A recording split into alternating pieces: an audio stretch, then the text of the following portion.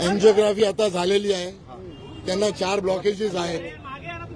4 blockages असल्यामुळे doctor Suresh vision कार्डिओलॉजिस्टने त्यांना recommendation जे करायचं असतं तर सर्वात पहिले आम्ही जे सर्वात चांगलं ऑप्शन असतं ते आम्ही देतो.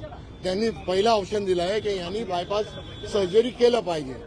पण जर फॅमिलीला किंवा पेशंटला बायपास करायचं मन नसेल तर असं नाही आहे की उपचार काय बंद होतील. आम्ही एन्जिओप्लास्टी पण करू शकतो त्याच्यानंतर. हे ऑप्शन दुसरा ऑप्शन आहे. पण पहिला ऑप्शन आहे बायपास सर्जरीचा.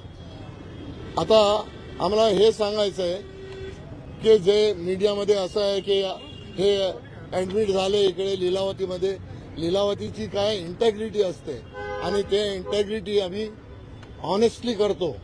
म्हणून आम्ही तुम्हाला याच्यासाठी आज आत्ता आलो आणि तुम्हाला बोलायला की तुम्हाला सर्वांना माहिती पडलं पाहिजे की आम्ही असंच पेशंट ऍडमिट करत नाही. त्यांना गरजेचं असतं म्हणून ऍडमिट करतो. आणि आता it is in the open की त्यांना बायपास सर्जरी लागणार आहे.